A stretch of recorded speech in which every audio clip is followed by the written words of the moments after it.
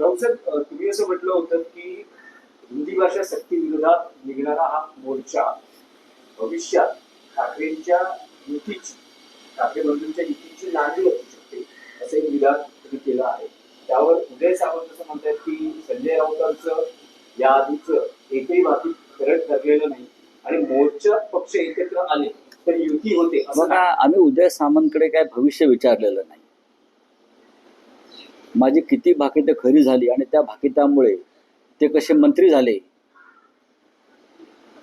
3-1 वर्षापूर्वी हे त्यांना पक्का माहिती आहे.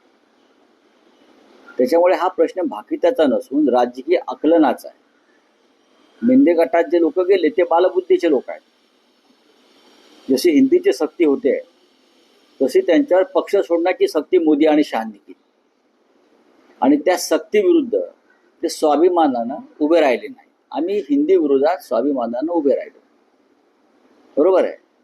हे सक्तीपुढे शरणागती पत्करणारे उदय सामंतांसारखे सगळे त्यांचे सहकारी आहेत.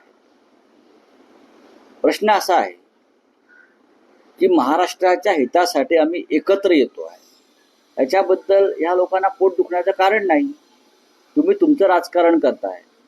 तुम्ही महाराष्ट्र द्वेषापोटी एकत्र आलेला आहात. मराठी द्वेष्टापणातून एकत्र आलेला आहात. आम्ही मराठी आणि महाराष्ट्राच्या प्रेमातून एकत्र येतोय. त्याच्यामुळे रावणांना रामराज्याचा तिटकारा येणारच, जे आहेच. उदय सामंतांनी कमीत कमी बोलावं, त्यात त्यांचं हित आहे.